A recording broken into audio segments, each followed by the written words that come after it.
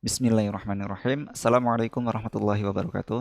Anak-anak, insya Allah pada pertemuan kali ini Ustadz akan membahas terkait latihan statistika 1 yang kemarin sudah Ustadz berikan ke kalian ya. Harapannya memang sebelum Ustadz men-share video ini, kalian sudah mengerjakan dan mengumpulkan jawaban dari latihan statistika 1 ini. Baik, kemarin sudah Ustadz berikan latihan 1 ini dalam 3 soal ya. Kalau ingin dilihat soalnya juga nggak apa-apa ini ya. Oke, wait, mana? Ini ya, sudah kalian dapat dan bisa download soalnya. Ada 3 soal yang Ustadz berikan. Soal 1, 2, 3. Soal 1 itu terkait, kalau soalnya itu terkait ini ya, pembuatan tabel, diagram batang sama diagram lingkaran dari kasus update COVID-19 di Jawa Tengah ya. Ini sudah update ini. Ya, walaupun Ustadz sedikit rubah angkanya ya, biar genap gitu aja. Nggak maksud untuk membodohi pembohongan publik ya, enggak. Biar enak untuk digambarkan dalam bentuk tabel, diagram batang maupun diagram lingkarannya. Gitu. Jadi itu untuk nomor 1. Sedangkan nomor 2 sama nomor 3 itu sebenarnya soalnya sama ya. Soalnya sama. Yang ditanyakan adalah menghitung min, median, modus, kemudian yang B jangkauan kuartil sama simpangan kuartil.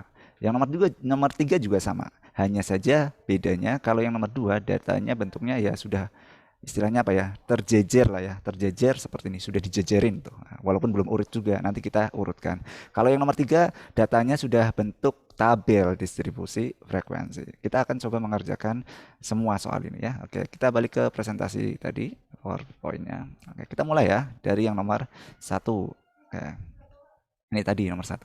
Nomor 1 diberikan sebuah data dari berita elektronik ya. Ini Ustadz ambil dari Corona Jateng, Prof .go.id. Nanti bisa kalian cek juga. Ini pasti angkanya sudah berubah kan karena update. Yang diminta adalah buatlah tabel diagram batang, kemudian diagram lingkaran, boleh terserah ya mau besaran atau derajat satuannya pakai derajat atau pakai persentase. Silakan, boleh salah satu. Yang menunjukkan kasus terkonfirmasi COVID. Jadi silakan yang dibuat adalah yang sudah Ustadz beri kotak yang warna merah ini. Nah, jadi yang kasus terkonfirmasi saja. Terkonfirmasi dirawat, terkonfirmasi sembuh, dan terkonfirmasi meninggal. Ini saja nanti yang dibuat. Walaupun nanti juga kita akan tetap membutuhkan yang totalnya kan gitu. Oke. Kita langsung lihat pembahasannya. Kalau tabel gampang ya, tinggal dibuat saja kan gitu. Ini tabelnya. Gak masalah. Tadi tinggal kita lihat kasusnya ada berapa kasus? Ada 3 kasus yang terlihat ya tadi. Ada kasus terkonfirmasi dirawat, sembuh sama meninggal. Kemudian kita lihat jumlahnya sebagai kolom frekuensinya. Jumlahnya berapa? 6.000, 150, 10.000. Jadi itu untuk pembuatan tabel. Jadi minimal ada 2 kolom ya. Kolom untuk kasusnya, kasus terkonfirmasi apa, dan 1 kolomnya untuk memperlihatkan jumlah atau frekuensi dari pasiennya. Gitu. Itu untuk tabelnya. Fix ya, nggak ada masalah untuk tabel. Boleh bentuknya vertikal seperti ini, boleh bentuknya horizontal. Artinya terkonfirmasi, nanti di sampingnya dirawat, sampingnya sembuh, di sampingnya meninggal. Kemudian di bawahnya baru jumlah atau frekuensinya. Jumlahnya berapa? Dirawat, di sampingnya ya 6.000, kemudian di sampingnya lagi 150, sampingnya 10.000. Boleh bentuknya mendatar atau vertikal, boleh ya. Oke. Kemudian bagaimana dengan diagram batangnya? Oke, kita lihat. Diagram batangnya Ustadz ya bisa lah ya. Kalau diagram batang jangan lupa harus ada 2 sumbu yang kita buat terlebih dahulu, yaitu sumbu yang mendatar, kemudian sumbu yang tegak. Nah, kemarin Ustadz sudah sampaikan terkait jumlah atau frekuensi biasanya digunakan yang sumbu tegaknya. Jadi sumbu tegaknya itu digunakan untuk jumlahnya atau frekuensi dari kasusnya. Apapun itu ya. Entah itu nilai, yang dapat nilai 4, jumlahnya berapa anak. Nah, taruhnya di yang sumbu tegaknya. Sedangkan yang sumbu mendatar itu kita gunakan untuk variabelnya. Kalau dalam kasus ini ada kasus terkonfirmasinya. Variabel yang dirawat, variabel yang sembuh, variabel yang meninggal. Jadi yang kita lihat adalah yang tegaknya aja. Yang tegak itu pasti digunakan untuk frekuensi atau jumlahnya. Gitu. Nah, tinggal kita gambarkan nanti. Yang dirawat ini ya, yang dirawat pakai batang. Jumlahnya berapa? 6.000. Ya, tulis 6.000.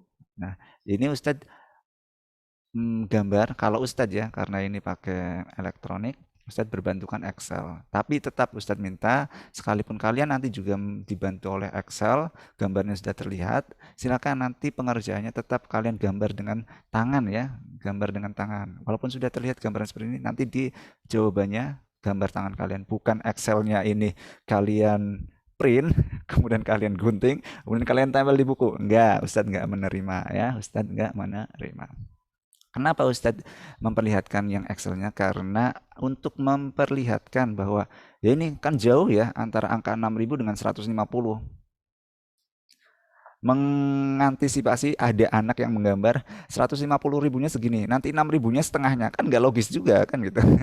Jadi harus melihat proporsinya 6.000, 150.000, 10.000, bukan 6.000, 15.000 ya. Kalau 15.000 mungkin ya apa jaraknya berdekatan kan gitu. Oke, ini diagram batang insya Allah sudah selesai. Tabel diagram batangnya sudah selesai. Kemudian kita menginjak ke diagram lingkaran. Diagram lingkaran. Untuk membuat diagram lingkaran, pertama adalah kita harus tahu dulu total dari semua variabel itu, total dari semua kasus yang ada, mulai dari yang dirawat, dari yang meninggal, dan yang sembuh. Kita totalin terlebih dahulu semua. Nah, tadi totalnya ada yang sembuh ada 150.000, yang dirawat 6.000, kemudian yang meninggal ada 10.000. Kalau kita jumlahkan semua totalnya ada 166.000 kasus. Nah, ini kita butuhkan untuk menjadi perbandingan dan mencari luas tiap kasusnya. Kan kita mau menggambar lingkaran tuh, artinya ada luasan-luasan bagian-bagian dari masing-masing kasusnya. Yang kasus dirawat berapa luasannya, berapa persen atau berapa derajat. Yang kasus meninggal berapa derajat atau berapa persen kan gitu. Kita gunakan total ini untuk menjadi perbandingannya. Nah, setelah kita tahu total kasusnya, nah silakan setelah itu baru kita hitung masing-masing besaran tiap kasusnya. Boleh kalian mau menggunakan satuan apa? Mau satuan persentase atau sudut. Nah, nanti Ustadz di sini tunjukkan dua-duanya kan gitu. Kita mulai dari yang dirawat terlebih dahulu ya. Oke, kita akan mencari luasan atau bagian dari lingkaran yang kasus dirawat. Oke. Semisal kita mau mencari dalam satuan persentase dirawat, maka cara menghitung adalah kita lihat jumlah yang terkonfirmasi dirawat itu tadi berapa, dibagi atau dibandingkan dengan totalnya. Oke. Nah, kemudian dikali, nah pengalinya ini kalau kita mau menggunakan satuan persentase berarti pengalinya 100%. Tapi kalau kita mau menggunakan derajat atau sudut berarti pengalinya 360 derajat. Hanya itu perbedaannya. Ininya sama. Kalau mau mencari dirawat ya berarti jumlah yang dirawat dibagi jumlah totalnya. Nah, sama ya. Tadi kita melihat ya, jumlah yang dirawat itu 6.000 pasien. Dibagi totalnya berapa? 166.000. Oke, 6.000 per 166.000 dikali 100%. Kalau mau ke persentase dikali 360 derajat kalau mau menggunakan derajat. Nah, ketemu tinggal ini dihitung. Boleh kalian pakai kalkulator juga nggak apa-apa katanya. Nggak masalah bagi Ustadz. Yang penting konsepnya kan gitu. Jadi ketemu 0,036 dikali 100%. Hasilnya 3,6%. Ustadz, kalau menggunakan kalkulator sebenarnya enggak 0,036 persis. Iya, Ustadz bulatkan saja ya. 0,036. Walaupun di belakangnya masih ada angka. 0,036. Ustadz bulatkan menjadi 0,036 kali 100% menjadi 3,6%. Oke, itu kalau kita menggunakan persentase, berarti yang dirawat itu ada 3,6% dari jumlah keseluruhannya. Kalau kita mau menggunakan sudut derajat, berarti 0,036 dikali 360 derajat. Hasilnya 13 derajat. Kalau kita hitung pakai kalkulator sebenarnya enggak persis 13 derajat sih, tapi 13 koma. Tapi komanya sedikit, jadi dibulatkan 13 derajat. Sama, mau menghitung yang sembuh dan yang meninggal juga sama. Berarti kalau mau menghitung yang sembuh, berarti jumlah yang sembuh dibagi totalnya. 150.000 dibagi 166.000 dikali, nah pengalinya kalau mau menjadikan persentase berarti kali 100%. Kalau mau jadikan derajat sudut berarti dikalikan 360 derajat. Hasilnya, nah sekian. Dibulatin, boleh silakan ya, dibulatin lagi. Berarti yang sembuh ada 90,4% atau kalau dalam derajat 325,3 derajat. Yang meninggal juga sama, ternyata ketemu 6%. 0,06 ini persis kata enggak juga ya. 0,06 sekian. Ustadz bulatkan saja. Jadi 6%. Atau kalau dalam derajat berarti 21,7 derajat. Dibulatkan. Tapi, nah ini, udah ketemu semua ya, berarti masing-masing kasusnya. Yang dirawat, yang sembuh, yang meninggal. Kita ambil yang persentase dulu, coba ya, kita ambil yang persentase dulu. Tadi kita bulatin ya, 3,6, 90,4, 6%. Boleh, silakan kalian bulatin. Asal ingat satu ini, sekalipun dibulatkan, ingat pembulatannya nanti ketika dijumlahkan keseluruhannya nih, entah itu yang dirawat, yang disembuh maupun yang sembuh dan yang meninggal, kalau kita jumlahkan itu hasilnya harus 100%. Nggak boleh kurang, nggak boleh lebih. Ya. Kalau di derajat juga sama, kalau dijumlahkan totalnya harus 360 derajat. Nggak boleh kurang, nggak boleh lebih. Jadi pembulatannya pun harus menyesuaikan. Jadi semisal di sini pembulatannya enggak 3,6 tapi 3,5, ya di sini harus menyesuaikan juga, harus 90,5. Enggak apa-apa kan gitu. Atau di sini 90,4 tetap di sini yang 6,1%. Jadi biar totalnya itu 100%.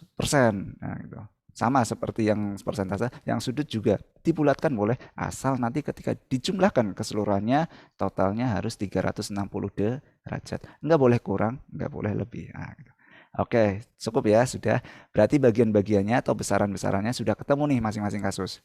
Sekarang tinggal kita gambarkan. Nah, ini gambar diagram lingkarannya. Ustadz juga menggunakan Excel ya. Kalian boleh menggunakan Excel, tapi sekali lagi jangan di print ya, tapi digambar ulang kan. Gitu. Ini sebagai panduan untuk melihat besarannya kira-kira berapa kan gitu. Oh ternyata 90,4% segini. Nah gambar segitu kan gitu. Dan ini Ustadz menggunakan persentase. Nah, sama kalau mau menggunakan derajat, gambarnya sama persis, nggak ada yang berubah, nggak perlu ada yang dirubah, hanya dirubah saja angkanya saja. Yang tadinya 6% jadi 27, sekian persen. Yang tadinya 3% derajat ya. Yang tadi persentasenya 3,6%, kalau dirubah derajat berarti 13 derajat. Hanya merubah satuannya aja, besaran satuannya aja. 90,4% mau dijadikan derajat, ya udah tinggal coret terus dihapus kemudian diganti 325,3 derajat.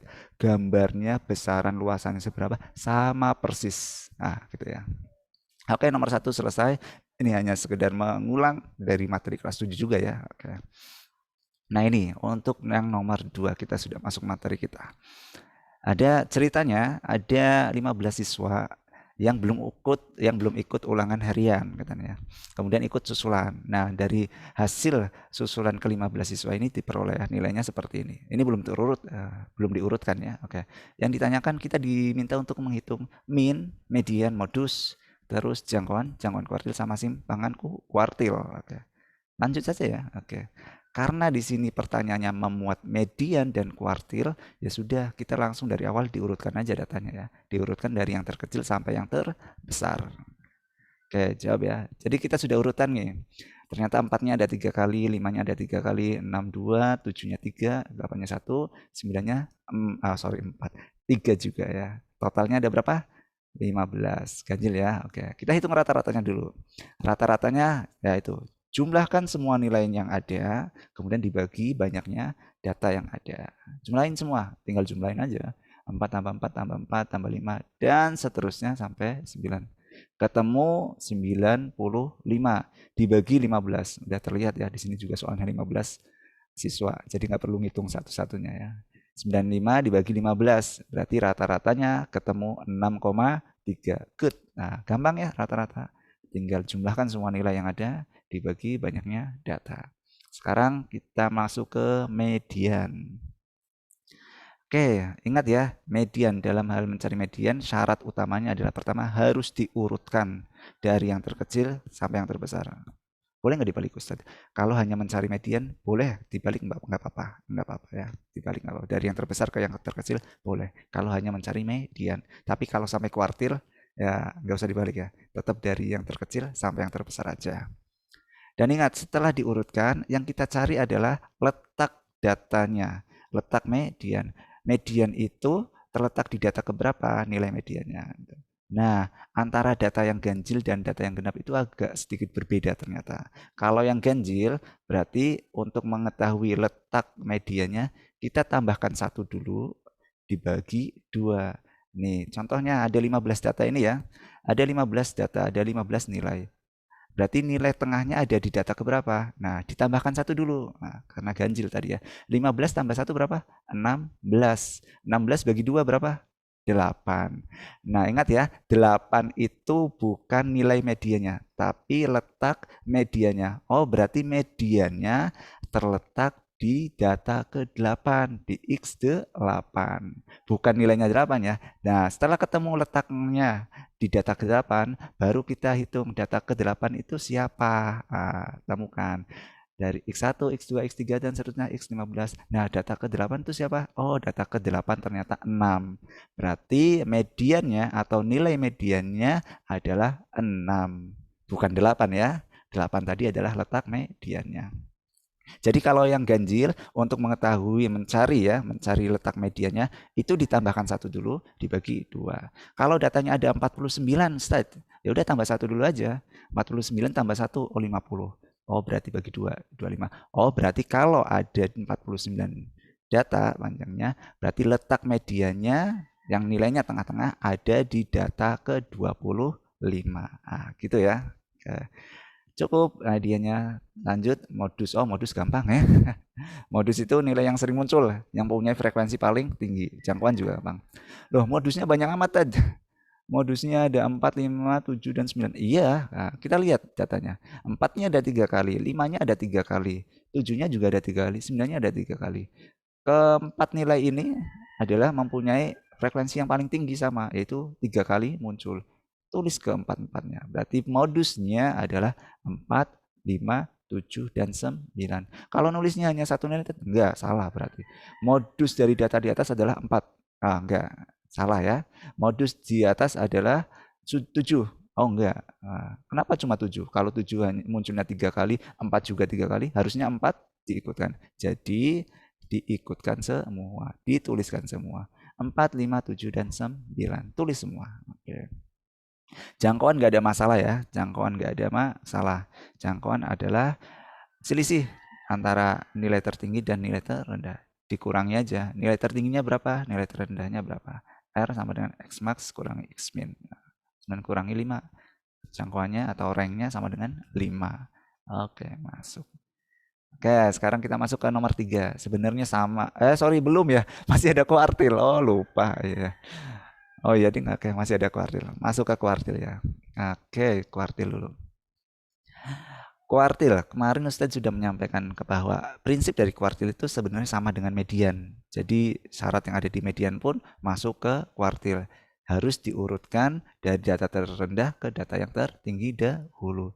Dan untuk mencari kuartil, tadi ya sama seperti mencari median, yaitu antara data ganjil dan data genap berbeda. Oke. Jadi pertama diurutkan terlebih dahulu kan itu. Yang kedua, untuk mencari kuartil, ingat ya kuartil itu ada 3 jenis yaitu dibagi 3, kuartil bawah atau Q1, kemudian kuartil tengah atau Q2, kemudian kuartil atas atau Q3. Nah, sebenarnya itu kuartil tengah itu sendiri atau Q2 itu sendiri itu sebenarnya ya sama dengan median dari data itu sendiri. Q2 itu sama dengan median. Nah, itu. Dan untuk mencari kuartil, kita langkah pertama yang harus kita lakukan adalah mencari mediannya atau Q2-nya terlebih dahulu. Q2-nya atau mediannya ketemu, maka Q2 ini menjadi batas untuk mencari Q1 dan Q3. Nah, ya. Q2-nya tadi dari data ini kita sudah dapat ya, karena menghitung median tadi. Mediannya adalah data ke-8 yaitu nilainya 6. Sama, berarti kalau mediannya data ke-8 berarti Q2-nya juga sama, data ke-8 sama persis. Q2 itu sama dengan median 6. Nah, X8 inilah yang menjadi pembatas untuk mencari Q1 dan Q3. Q2-nya udah ketemu, sekarang kita lanjut mencari Q1. Nah, berarti Q1 adalah nilai tengah yang dibatasi atau dibatasi ya, bukan dibatasi sih, yang dihitung mulai dari X1 sampai X7 ya. Enggak sampai X8 karena X8-nya sudah median. Jadi X8 nggak ikut. Jadi untuk mencari Q1 atau nilai tengah kuartil bawah itu adalah dimulai dari data ke 1 sampai data ke 7 ini ranknya. Nilai tengahnya mana? Nah, titik tengahnya mana? Sama seperti halnya mencari median. Nah, panjangnya berarti 7 data ya. Banyak data ada 7, 1 sampai 7. Kan ganjil. Tambahin 1 dulu aja. 7 tambah 1, 8 bagi 2, 4. Nah, oke. Berarti Q1-nya atau nilai tengahnya ada di data ke-4. Nilainya berapa? Oh, 5.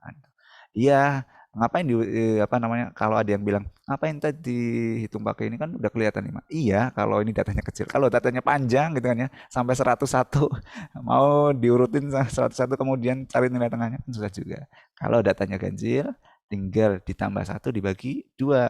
Itulah letak nilai tengahnya kan itu. Berarti Q1-nya udah dapat ya. Q1-nya ada di data keempat yaitu nilainya 5. Q1-nya udah ada, sudah ketemu, Q2-nya udah ketemu. Sekarang kita cari Q3-nya. Nah, untuk mencari Q3-nya nggak perlu repot-repot kayak Q1 atau Q2. Tinggal kita gunakan aja Q1 dan Q2. Jadi kita untuk mencari letak Q3-nya tinggal kita jumlahkan letak Q1 dan letak Q2. Tadi letak Q1 ada di data keberapa? Ada di X4. Letak Q2 ada di data keberapa? Ada X8. Berarti letak Q3 pasti ada di X12 atau data ke-12. Tinggal jumlahin aja. X4 tambah X8. X12. Nah, berarti letak kuartil 3 atau Q3 ada di data ke-12. Nilainya berapa? Nilainya 8.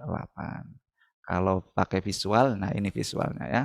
Jadi Q2-nya sebagai mediannya kita cari dulu. Pertama kita cari Q2-nya, ketemu. Nah, median ini atau Q2 ini sebagai pembatas untuk mencari Q1 dan Q3-nya. Nah, Q1-nya berarti kita cari dari X1 sampai X7. Nilai tengahnya berapa? Oke, ketemu. Q1 sama Q2 ketemu, kita gunakan untuk mencari Q3. Tambahin aja letaknya. 4 tambah 8. Letaknya bukan nilainya. Bukan 5 tambah 6, tapi letak Q1, X4 ditambah letak Q2, X8. Jadi X12. X12 nilainya berapa? 8. Ketemu ya. Oke, selesai. Nah, kuartil ketemu, ya jangkauan kuartil pasti ketemu. Ya, namanya jangkauan kuartil seperti halnya jangkauan tadi. Ya. Maksimal kurangi minimal. Apa yang maksimalnya? Berarti kuartil maksimalnya. Q3-nya dikurangi Q1. Q3-nya tadi berapa? Nah, 8 nilainya. Q1-nya berapa? 5. Kurang aja. Berarti jangkauan interkuartilnya atau jangkauan kuartilnya adalah 3. Nah, simpangan kuartil nih tadi. Kemarin kayaknya Ustadz nggak ngasih di IMAT ya. Oke. Di IMAT ya. Maaf. Ustadz pikir sudah Ustadz edit soalnya. Ternyata masih menginclude simpangan kuartil. Tapi nggak apa-apa Ustadz sampaikan. Karena gampang kok. Yang namanya simpangan kuartil itu setengahnya dari jangkauan interkuartil. Atau jangkauan kuartil. Setengahnya. Oh, jangkauan kuartilnya ketemu 3. Ya udah simpangan kuartilnya ya setengah kali 3. Berarti 3/2. Udah selesai. Itu aja ya. Jadi simpangan kuartil itu setengahnya jangkauan interkuartil. Jadi kalau mau mencari jangkauan sama simpangan kuartilnya, kuncinya memang harus mencari kuartilnya dulu. Kuartilnya ketemu semua, ya jangkauan interkuartil sama kuartil, ya udah ketemu semua juga kan gitu. Oke, nomor 2 selesai insya Allah. Lanjut nomor 3. Tadi salah ya. Ternyata masih ada kuartil. Ini baru nomor 3-nya benar. Baik, nomor 3 sama seperti halnya nomor 2 sebenarnya. Hanya saja tadi ya, datanya kalau yang nomor 3 berbentuk tabel distribusi frekuensi. Kalau bentuknya tabel pasti ada keterangan-keterangan yang bisa kita baca. Kita bisa lihat ada 2 kolom, kolom nilai yang didapat dari ulangan harian sama banyaknya siswa yang mendapat nilai tersebut. Ternyata kalau dari tabel ini kita bisa membaca nih, yang dapat nilai 4 ternyata ada 2 siswa, yang dapat nilai 5 ada 3 siswa dan seterusnya sampai ternyata yang dapat 9, gitu kan ya, ada 4 siswa. Dan total siswa yang mengikuti ulangan harian itu ada 30 siswa. Oke. Nah, dari tabel ini kita diminta untuk mencari sama ya tadi nomor 2, min, median, modus, jangkauan kuartil sama simpangan kuartil. Lanjut, kita masuk ke jawaban yang pertama, pembahasan yang pertama, rata-rata atau min. Nah, kalau di soal itu cuma ada 2 kolom. Nah, untuk menjawab rata-rata, Ustadz nambahkan 1 kolom sebagai kolom bantuan katanya. Kolomnya apa? Nah, tadi prinsip dari mencari rata-rata itu kan menjumlahkan semua nilai yang ada, ya kan? Nilainya ada siapa aja? 4, 5, 6, 7, 8, sampai 9. Tapi yang dijumlahkan nggak langsung. Nggak 4, tambah 5, tambah 6, tambah 7. Bukan. Tapi kita lihat 4-nya ada berapa? 4-nya kan ada 2 siswa, berarti 4-nya 2 kali. 5-nya ada berapa? 5-nya yang dapat ada 3 siswa, berarti 5 ada 3 kali. Sampai 9-nya ada 4 kali. Berarti kita kalikan dulu banyaknya nilai dengan banyaknya siswa yang memperoleh nilai itu. Berarti 4 kali 2, 8. F frekuensi 1 sama X atau nilai 1. F1 kali X1 sama dengan 8. 5 kali 3, F2 kali X2 sama dengan 15. F3 kali X3, 6 kali 5, 30. Dan seterusnya sampai Fn kali Xn. Dalam hal ini ya 9 kali 4 lah ya, 36. Inilah yang akan kita gunakan sebagai jumlah dari semua nilainya. Nah, prinsip dari mencari rata-rata kan